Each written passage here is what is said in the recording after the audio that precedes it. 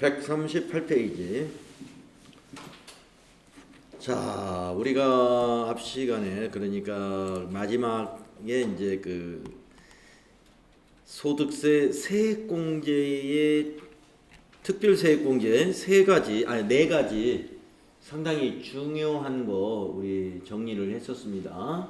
그 네 가지가 뭐였냐면은 보험료, 보장성 보험료에 대한 납입액에 대해서 12%, 15%, 납입액의 12%, 15%, 일반 보장은 12%, 장애인 전용 보장성 보험료는 15% 이렇게 해서 세액공제가 있었고, 또 의료비 세액공제 내용이 있었죠. 보험료 세액공제는 나이 요건과 그 소득 요건을 모두 만족해야만이 해당이 되는 부분이고, 의료비 세액공제는 나이도 따지지 않고 소득 요건도 따지지 않고 기본공제 대상자라면은 모두 다 기본공제 대상자에게 지급 그 사람의 의료비라면은 다 해당이 된다는 거죠.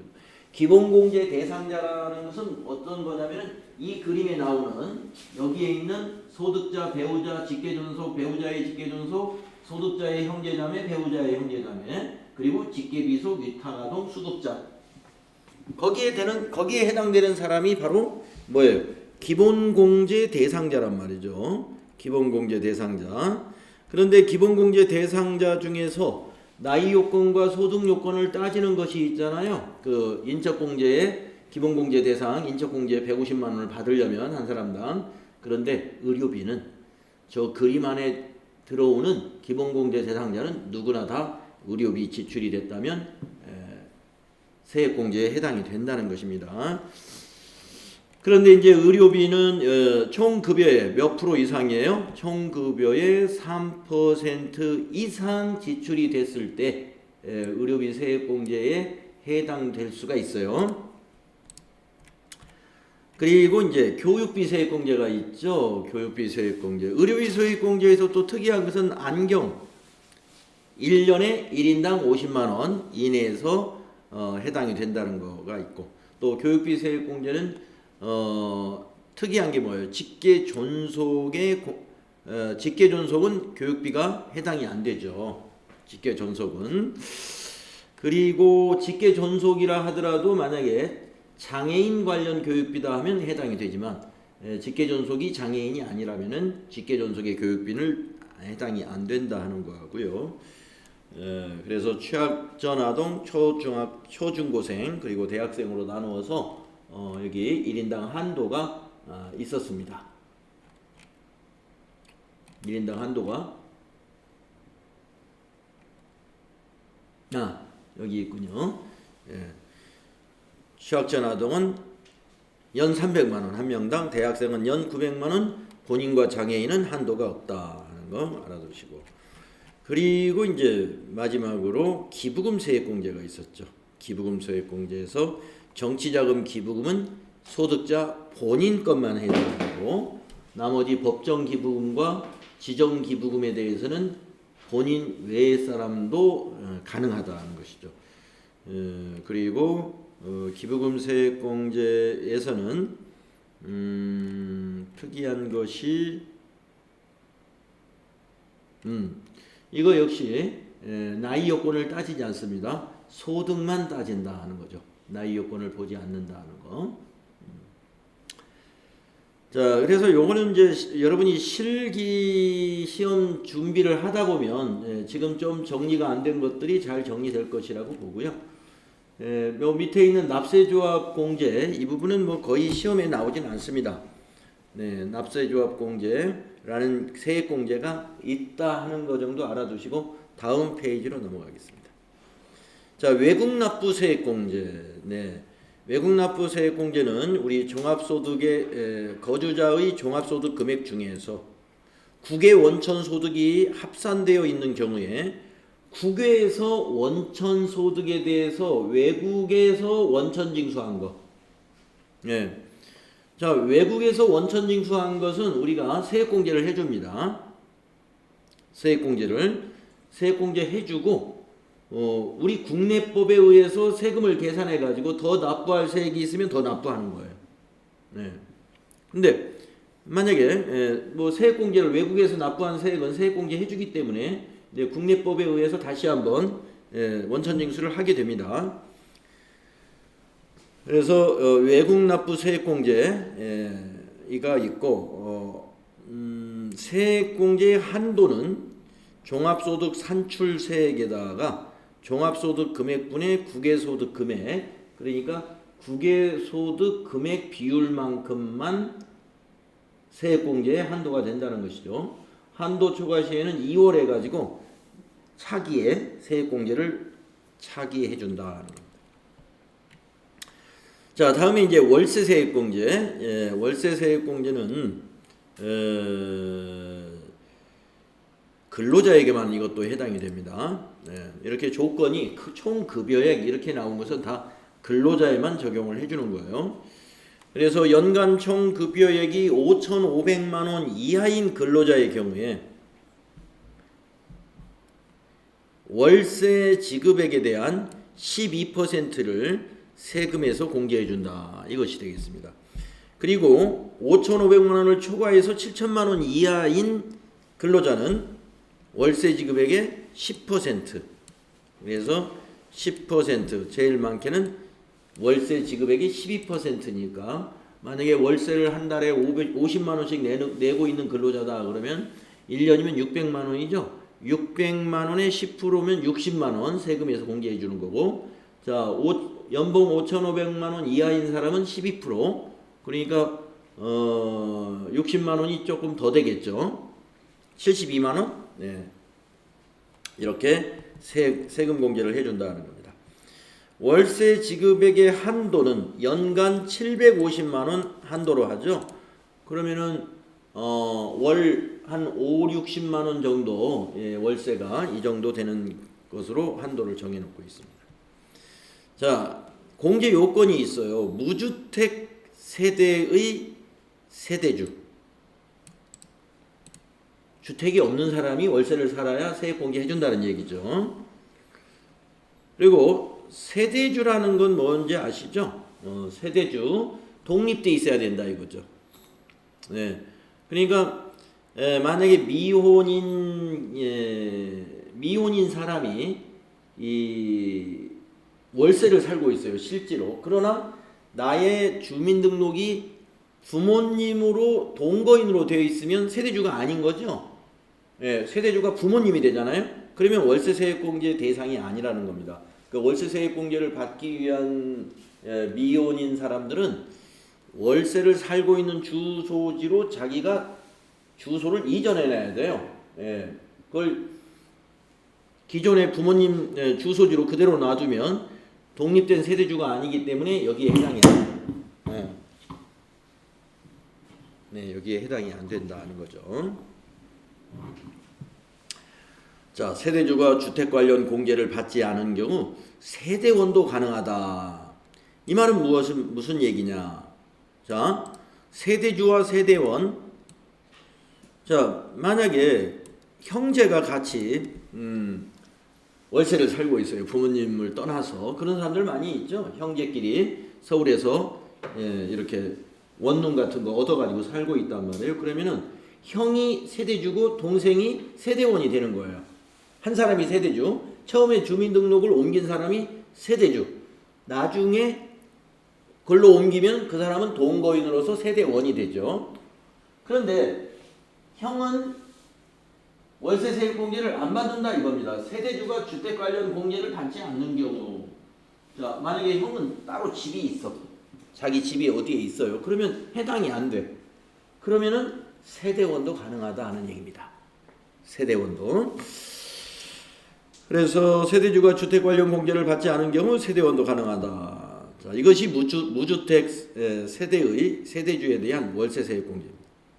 자, 총 급여액이 7천만 원 이하인 근로소득자가 국민주택 규모의 주택 또는 기준시가 3억 원 이하의 주택을 임차하기 위하여 지급하는 월세액이다. 네, 요건이 아까 연간 750만 원 한도라는 것도 있지만 우리가 연간 750만 원이면 뭐 고급 주택은 아닐 거 아니에요. 그래서 여기서 이야기하는 것은 총 금액 7천만 원을 초과한 근로자는 일단 월세 세액공제를 못 받는다 이거고, 두 번째 그 집의 규모가 국민주택 규모 이하여야 된다는 거죠. 국민주택 규모 24평인가요? 그 이하여야 된다는 거고, 또 시가로 따져서 3억 원 이하인 주택이어야 된다. 이런 조건이 있다 이겁니다. 오피스텔이나 고시원도 여기에 해당이 된다. 그래서 아마 우리 좀 20, 30대 젊은이들에게는, 근로소득이 있는 젊은이들에게는 이 월세를 지금 원룸에서 또는 오피스텔에서 사는 사람들이 많죠. 그래서 여기에 대부분 연말정산할 때 이 부분을 잘 챙겨야 됩니다. 이게 굉장히 큰 거예요. 월세세액 공제가. 그러니까 600만 원 내고 있으면 60만 원이잖아요. 세금 60만 원이면 작은 돈이 아니죠. 그래서 굉장히 큰 것이다. 자, 그래서 여기까지가 세액공제. 세액공제를 이제 정리가 여기까지 끝났습니다. 자, 그 다음에 특별세액공제의 적용에 두 가지가 있어요. 우리가 특별세액공제는 뭐였냐면은 조금 전에, 자, 여기서 보면 여기까지가 특별세액공제죠. 여기 주 1 붙어 있네요. 자, 뭔가 한번 다시 한번 세볼까요? 기부금, 교육비,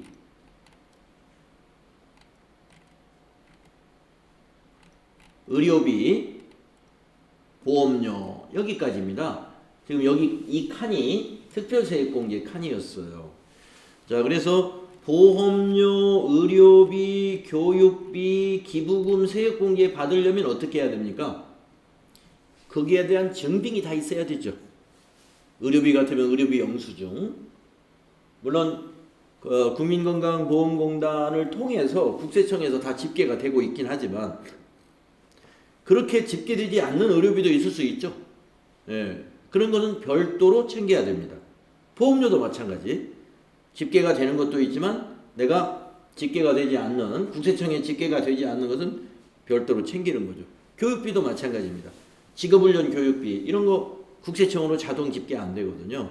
그런 것은 그 직업훈련 기관에 가가지고 내가 부담한 교육비의 영수증을 별도로 받아야 됩니다. 그래서 이 특별세액공제를 받는 방법이 두 가지가 있다는 거예요. 자, 주 1에 보면 특별세액공제 적용에는 다음 1과 2 중에서 선택한다. 1과 2 중에서 선택한다. 근로자는. 자, 근로소득이 있는 자는 1과 2 중에서 선택하는데 1번이 뭐냐? 특별세액공제 항목별로 세액공제를 받는 방법이 있고, 여기서 항목별이 아까 말씀드린 보험료, 의료비, 교육비, 기부금이죠. 그리고 이제 특별소득공제는 그 세액공제 이외에서 했죠. 그리고 월세세액공제는 별도예요. 월세세액공제도 해당이 됩니다. 이렇게 이거는 항목별 세액공제를 받는다 하는 것은 증빙, 자료를 준비하는 공제 방식입니다. 자, 그런데 특별세액공제에 자료가 없어요. 그럼 없으면 이걸 선택하는 방법이 있다. 표준세액공제에서 표준세액공제는 1인당 13만 원. 그러니까 특별세액공제 내용이 없으면 아예 표준세액공제를 선택하는 게 좋죠. 그러면 13만 원 특별세액공제를 해준다 이거예요. 자, 밑에 여기 1번 주석 1번과 이 항목별 세액공제라는 것은 뭐라? 보험료, 의료비 세액공제, 교육비 세액공제, 기부금 세액공제다 하는 얘기고. 2번 특별소득공제는 건강보험료 등 소득공제, 주택자금 소득공제, 우리 인적공제 다음에 나왔던 것 중에서 특별소득공제는 건강보험료 납부한 거, 또 주택자금에 대한 여러 가지 뭐 임차, 또 이 원리금 상환, 또 이자 상환에 대한 주택자금 소득공제가 있었죠. 예, 그것이 여기에 있는 내용이고.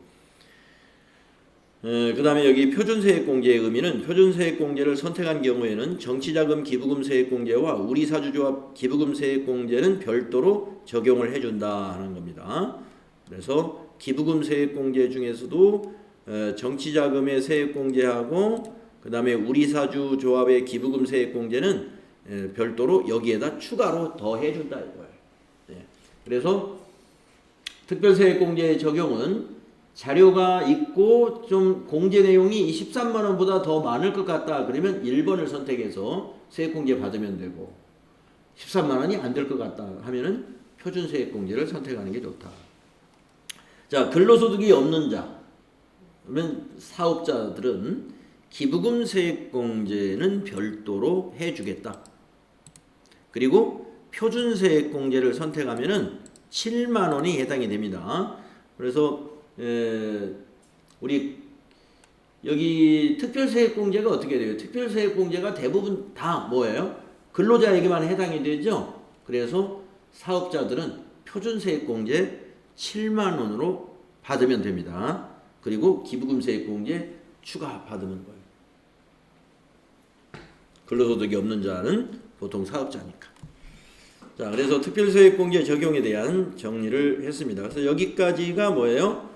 우리가 종합소득금액에서 우리가 공제하는 소득공제와 세액공제를 우리가 정리를 해봤어요.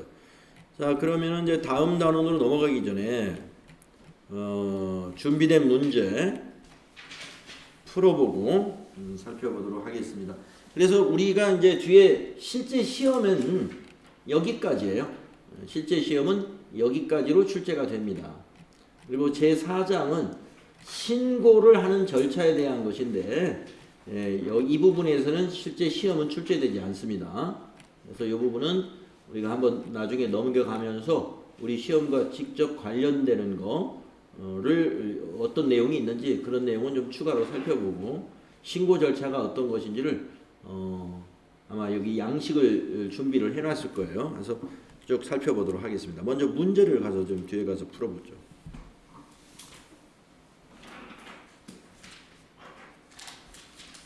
소득세 총설에 관한 문제를 풀었고, 네. 240페이지 종합소득공제 및 세액공제 네. 10문제밖에 없네요. 그거 한번 풀어보도록 하겠습니다. 페이지가 240페이지 240페이지로 가보겠습니다.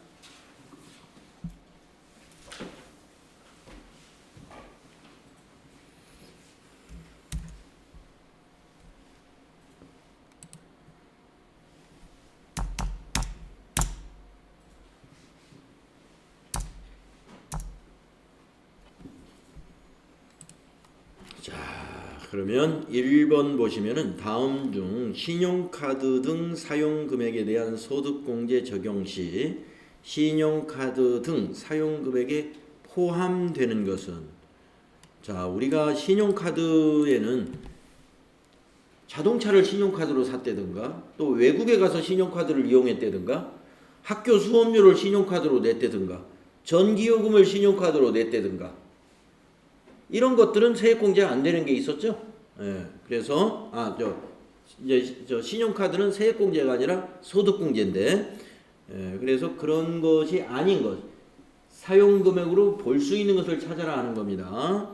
자, 1번 소득세법에 따라 월세 소득공제를 적용받은 월세액, 그러니까 월세를 뭐로 결제했어요? 신용카드로 결제했다 이거예요. 그런데 월세 세액공제는 해주는데 신용카드 소득공제까지 해주겠느냐 이거예요. 이 두 가지로 안 해줍니다. 예. 자, 신용카드 소득공제와 중복해서 해주는 것은 딱 한 가지가 있어요. 의료비. 의료비는 이중으로 해줍니다. 그러니까 병원에 가서 신용카드로 의료비를 결제합니다. 그러면 신용카드 소득공제도 해주고 의료비 세액공제도 적용해 주는 거죠. 네. 자, 나중에 이제 우리 실기할 때 또 정리된 표가 있으니까 네, 그때 보도록 하고요. 전기료 해당 없습니다. 학원 수강료도 요거는 해줘요.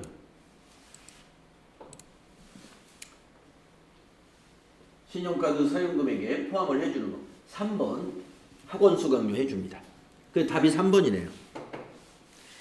이거 왜 해줄 것 같아요? 전기요금은 안 해주고 월세 내는 것도 안 해주고 상품권 사는 것도 안 해주는데 학원 수강료는 왜 해줄까요? 네? 교육비이기 때문에 그렇다.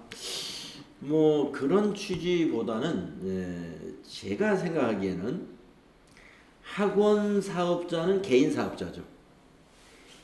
개인 사업자가 그 매출을 숨기려고 하는 그런 경향이 있어요. 그래서 뭘 원하냐면은 지금은 그런 데가 없겠지만 좀 옛날에는 말이죠. 현금으로 모든 걸 원해요. 왜 그러냐면 현금으로 수입을 잡으면 매출 신고를 안 해도 모른다 이거죠. 근데 지금은 어떻습니까? 현금을 받아도 현금 영수증 해주라고 돼 있잖아요. 안 해주면 그게 문제가 되거든요. 그래서 이제 많은 세법이 보강이 많이 됐지만 하여튼 옛날에는 그랬습니다. 그러니까 어떻게 하느냐? 이런 학원, 병원, 뭐 이런 개인 사업자들, 특히 이제 개인 서비스업을 하는 이런 개인 사업자들의 경우에는 이런 수익 금액을 숨기니까 카드 사용을 적극적으로 근로자들이 할 수 있도록 이걸 해주는 거예요. 그러면 대부분 우리 소비자들이 근로자가 대부분이니까 근로자들이 학원 수강료를 지불할 때 카드로 쓸 거 아니에요. 웬만하면 카드로 쓰면 이중으로 만약에 어린 5살 아이 미술학원 수강료를 아버지가 아이의 아빠가 신용카드로 결제했다. 그러면 그 아빠는 신용카드 사용금액이 늘어남으로써 신용카드 사용금액에 대한 소득공제 받고 그 다음에 학원 수강료에 대한 교육비 세액공제 받고 이중으로 받을 수 있죠. 그렇기 때문에 개인 사업자의 수익 금액을 노출시키기 위해서 이렇다라고 보면 돼요. 그러나 전기요금, 한국전력 이런 데서 매출을 숨기려고 할까요? 그렇지 않다 이거죠. 상품권, 유가증권 구입비 이것도 마찬가지.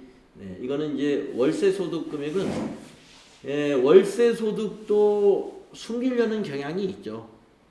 임대 사업자들이.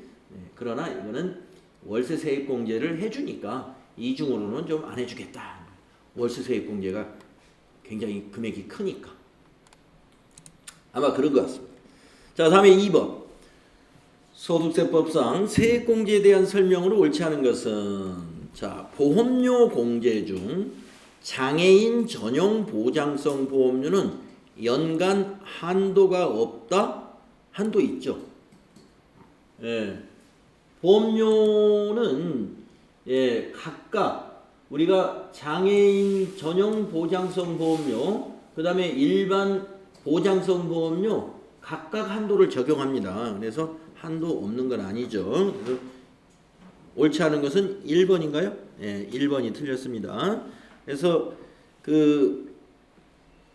일반 보장성 보험료 연간 100만 원, 그 다음에 장애인 전용 보장성 보험료 연간 100만 원씩 각각 100만 원씩의 한도를 주고 있어요. 그래서 1번이 옳지 않다. 한번 2, 3, 4번 읽어볼까요? 근로소득이 있는 거주자가 공제 신청을 하지 않은 경우에도 연 13만 원의 표준세액공제로 공제를 한다. 네, 아까 특별세액공제 신청 서류가 없어요. 준비된 증빙이 없어요. 그러면 표준세액공제를 선택하면 13만 원 세액공제가 된다고 그랬죠. 그다음에 2번 의료비 공제는 총 급여액의 3%를 초과하는 의료비 지출액에 하나요 공제한다. 그렇죠. 총 급여액의 3%가 넘어야 돼요. 그다음에 4번 직계존속의 대학 등록금은 교육비 공제 대상이 아니다. 네, 아까 그랬죠. 교육비의 특이한 점이 직계존속은 해당이 없다 이거예요. 직계존속. 근데 직계존속의 대학금 등록금이 아니라 만약에 직계존속의 장애인 특수교육 교육비다 이거예요. 그건 됩니다. 예, 존속이라 하더라도. 그래서 1번이다. 다음 3번 문제 볼까요? 소득세법에 대한 설명으로 옳지 않은 것은 1번 근로소득자 본인의 저축성 보험료는 보험료 공제 대상이다. 이거 틀렸네요. 자, 보험료 세액공제는요 모두 보장성 보험료만 해당이 되는 거죠. 저축성은 해당이 없습니다. 그래서 1번이 틀렸다. 그러면 2, 3, 4번 옳은 거니까 읽어보고 가는 게 공부가 되겠죠. 기본공제 판정 시 장애인은 나이의 제한을 받지 아니한다. 맞습니다. 우리 기본공제 대상자를 따질 때 장애인은 나이를 불문하죠. 다음에 3번 1인당 연 50만 원 이내의 시력 보정용 안경과 콘택트 렌즈 구입비는 의료비 공제 대상이다. 맞죠? 한도가 50만 원이라고 했습니다. 1년에. 그 다음에 근로소득자 본인의 대학원 등록금은 교육비 공제 대상이다. 네, 우리가 이 대학원 등록금만큼은 자녀 거는 안 됩니다. 자녀는 대학교까지만 돼요. 연 900만 원 한도로. 본인은 대학교, 대학원 다 됩니다. 본인은. 그리고 한도도 없다고 그랬죠. 본인의 교육비 한도는 없어요. 그러나 자녀들은 한도를 두고 있죠. 1인당 대학생은 연 900만 원이다. 이런 한도를 두고 있다. 다음에 4번 다음 중 소득세 세액 계산에 관한 설명으로 옳지 않은 것은 1번 근로소득 세액공제는 근로자의 별도 신청이 없어도 산출세액에서 차감한다. 근로소득 세액공제는 근로자가 신청을 해야 됩니다. 만약에 신청을 안 하면 아까 13만 원 표준세액공제를 적용한다는 거죠. 네. 다음 2번. 지금 옳지 않은 거 찾는 거죠. 정치자금 세액공제는 정당 등의 본인 명의로 기부한 정치자금에만 적용된다. 그렇죠. 정치자금 기부금인데 정치자금 기부금에 대한 것은 소득자 본인 명의로 기부한 것만 해당이 돼요. 그래서 이거는 맞았죠. 다음 외국납부세액공제는 사업소득 외의 종합소득에 대해서는 적용되지 않는다. 외국납부세액공제 사업소득 외에 됩니다. 금융소득이나 이런 것도 외국 금융기관으로부터 이자소득 같은 거 받은 거 세액공제 되죠. 그래서 4번은 3번이 틀렸네요. 3번 외국납부 세액공제는 종합소득 모두가 해당이 됩니다. 사업소득만 해당되는 것이 아니라 이자소득이나 배당소득 이런 것도 다 돼요. 그래서 3번 옳지 않다. 그러면 4번은 사업자가 아닌 경우에는 재해손실세액공제를 적용받을 수 없다.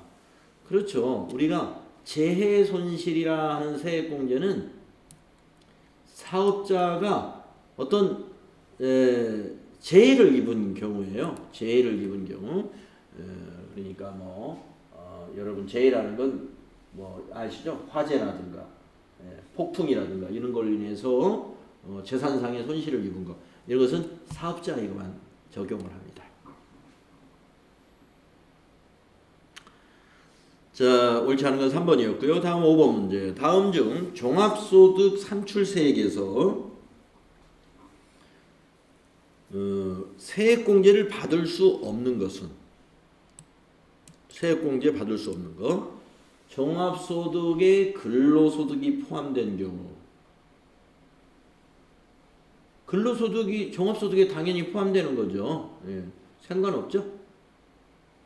종합소득 산출세액에서 세액공제 받을 수 없는 경우 근로소득이면 세액공제 당연히 됩니다. 다음에 간편장부 대상자가 간편장부로 기장한 경우 이건 뭐 공제해줄 이유가 없죠. 간편장부 대상자면 당연히 간편장부 기장해야죠. 그런데 간편장부 대상자가 복식부기에 의한 장부를 기장했으면 세액공제에 해당이 됩니다. 수준을 더 높여서 기장을 했기 때문에.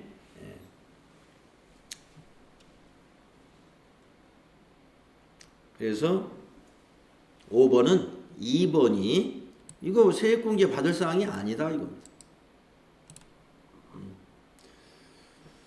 간편장부 대상자가 간편장부를 썼다고 해서 세액공제 해줄 리가 없죠. 이건 당연한 거니까.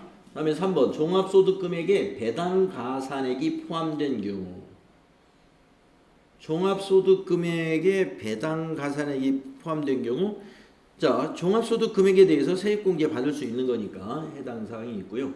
사업자가 재해로 자산총액의 20% 이상을 상실하여 납세가 곤란한 경우 세액공제 해주죠. 그래서 4번도 세액공제를 받을 수 있다. 2번이 답입니다. 다음 6번 문제 볼까요? 다음 중 종합소득공제의 추가공제 대상이 아닌 사람은 이거 인적공제를 얘기하는 거죠. 인적공제. 자, 그래서 인적공제의 기본공제 대상자 중에 추가공제가 있다는 거. 예. 그러니까 먼저 기본공제 대상자여야 돼요. 기본공제 대상자이어야 되고 기본공제 대상자 중에서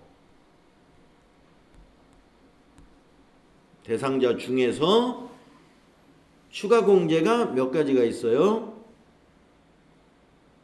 장애인이면은 1인당 200, 또 70세 이상을 뭐라고 부르죠?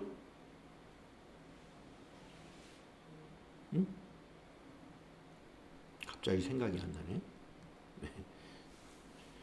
네, 여기 나오는 거죠. 70세 이상 뭐 부르는 게 있는데 70세 이상이면 1인당 100만 원을 추가 공제해 주죠. 그 다음에 부녀자 공제에 해당이 되면은 50만 원이죠.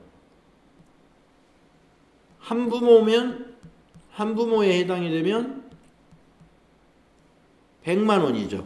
이게 뭐예요? 이게 추가 공제. 이게 추가 공제. 그래서 추가 공제 대상이 아닌 사람을 한번 찾아볼까요?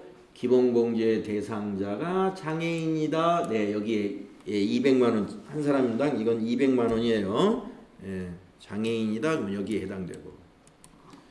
기본 공제 대상자가 70세 이상이다. 그러면 여기에 해당되고. 본인이 배우자가 있는 여성인 경우, 배우자가 있는 여성, 그러면 부녀자, 연간 종합소득 금액이 3천만 원 이하여야 돼요. 예, 그러면 이것이 바로 부녀자입니다. 부녀자 소득공제 50만 원 해줍니다. 그러면 4번이 아니겠네요. 예, 1, 2, 3이 다 해당이 되니까 4번 기본공제 대상자인 자녀가 초등학생인 경우, 네, 자녀가 초등학생이라고 해서 특별히 추가 공제해 주는 거 없습니다. 네, 그래서 추가 공제 대상이 아닌 사람은 4번이 되겠습니다. 그래서 추가 공제는 이렇게 4가지예요. 장애인 1인당 200, 70세 이상 1인당 100만 원, 부녀자 1인당 50만, 아니 이건 1인당이 아니죠. 그냥 50만 원. 한부모에 해당이 되면 100만 원. 이것이 추가 공제사항입니다. 그 다음에 7번 근로소득자가 다음과 같은 용도로 신용카드를 사용한 경우에 신용카드 등 사용금액에 대한 소득공제를 받을 수 있는 사람은 자, 근로소득자가 다음과 같은 용도로 신용카드를 사용한 경우에 신용카드 등 사용금액에 대한 소득공제를 받을 수 있는 거. 네, 아까 학원비 문제 하나 나왔었죠? 네, 수도요금 안 해줍니다. 수도요금은 안 해주고요. 보장성 보험료도 안 해줘요. 이거 해준다고 그랬죠. 네, 제가 여러분에게 신용카드 소득공제와 세액공제를 양쪽으로 다 적용해 주는 게 의료비가 있다. 의료비. 네. 그래서 3번이 해당이 됩니다. 학교 수업료 이거 안 해줍니다. 신용카드 쪽으로는 적용 안 해줘요. 다음에 8번 소득세법상 종합소득공제 중 인적공제에 관한 설명으로 옳은 것은 이랬어요. 인적공제에 관한 설명. 예, 인적공제 상당히 중요하죠. 아마 어제 수업 시간에 1교시에 우리가 인적공제에 대해서 살펴본 것 같은데 상당히 실기시험이나 여기에서도 굉장히 중요합니다. 자, 1번 직계비속이 해당 과세기간 중 20세가 된 경우에는 기본공제 대상자가 될 수 없다. 직계비속이면 자녀죠. 만 20세가 된 경우에는 기본공제 대상자가 될 수 없다? 예, 20세까지 되죠. 20세 이하니까. 20세 이하는 20세를 포함한 거죠. 네. 20세 미만이 아닙니다. 20세 이하. 그러면 당해 기간에 20세가 됐다. 그럼 기본공제 대상자지. 21세가 되면 안 되지만. 그래서 틀렸습니다. 그 다음에 2번 기본공제 대상자가 아닌 자는 추가공제 대상자가 될 수 있다? 없어요. 네. 기본공제 대상자 중에서 추가공제가 되는 것이지 네. 그래서 될 수 없다. 틀렸고. 그 다음에 3번 기본공제 대상 직계비속과 그 직계비속의 배우자가 모두 장애인이면 그 배우자에 대하여 기본공제가 가능하다. 네, 이건 맞았습니다. 자, 이게 뭐였냐면은 기억나시나요? 기본공제 대상 직계비속. 자, 기본공제가 되는 직계비속. 내 자녀가 있는데 내가 아들이라고 볼게요. 내가 아들이 있어요. 근데 그 아들이 장애인입니다. 그 얘기입니다. 그 직계비속 기본공제 대상 직계비속과 그 직계비속의 배우자가 모두 장애인. 이 말이 뭐예요?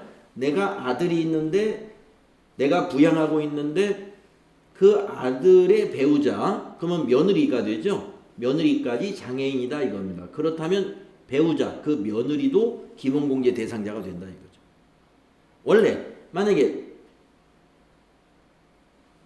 그 장애인인 직계비속의 배우자는 장애인이 아니라면은 그 직계비속의 배우자는 기본공제 대상자가 될 수 없어요. 그러니까 며느리나 사위는 기본공제 대상자가 절대 될 수 없어요. 그러나 절대가 아니라 될 수 없는데 두 부부가 다 장애인이면 둘 다 기본공제 대상이 된다 이 말입니다. 그래서 3번이 맞은 거예요. 그 다음에 4번 거주자 갑의 배우자가 양도소득 금액만 150만 원 있는 경우 갑은 배우자 공제를 받을 수 있다. 틀렸습니다. 양도소득 금액이 150만 원이면 100만 원을 넘었잖아요. 소득 금액이 100만 원 이하이어야 기본공제 대상자 소득 요건에 만족이 되는 겁니다. 150만 원이기 때문에 이거는 안 되죠. 배우자 공제 못 받습니다. 배우자 공제 받으려면은 그 배우자가 양도소득 금액이 만약에 있다 그러면 100만 원 이하여야 돼. 150이니까 안 되는 거. 자, 그 다음에 이제 9번 문제로 볼까요? 두 문제 남았네요. 소득세법상 종합소득 공제에 대한 설명으로 틀린 것은 이래서 종합소득 공제. 자, 소득 공제 이 얘기입니다. 1. 근로소득이 있는 거주자가 해당 과세기간에 국민건강보험법에 따라 근로자가 부담하는 보험료를 지급한 경우 그 금액을 해당 과세기간에 근로소득 금액에서 공제한다. 네, 이게 바로 특별소득공제에 나왔던 거죠. 예, 건강보험료 소득공제 해줍니다. 불이백 전부를 해주죠. 그 다음에 2번 형제 자매의 신용카드 사용금액 소득공제 대상에서 제외된다. 네, 아까 어제 우리가 소득공제 중에 신용카드 소득공제에서 형제 자매는 안 해줘요. 형제 자매는. 그래서 맞습니다. 다음 3번 근로자복지기본법에 의한 우리사주조합원이 우리사주를 취득하기 위하여 우리사주조합에 출연하는 금액에 대해 400만 원 한도로 근로소득 금액에서 공제한다. 벤처기업의 우리사주조합원이 아니다. 예, 벤처기업은 더 해줘요. 1000만 원까지. 예, 그래서 3번도 맞췄어요.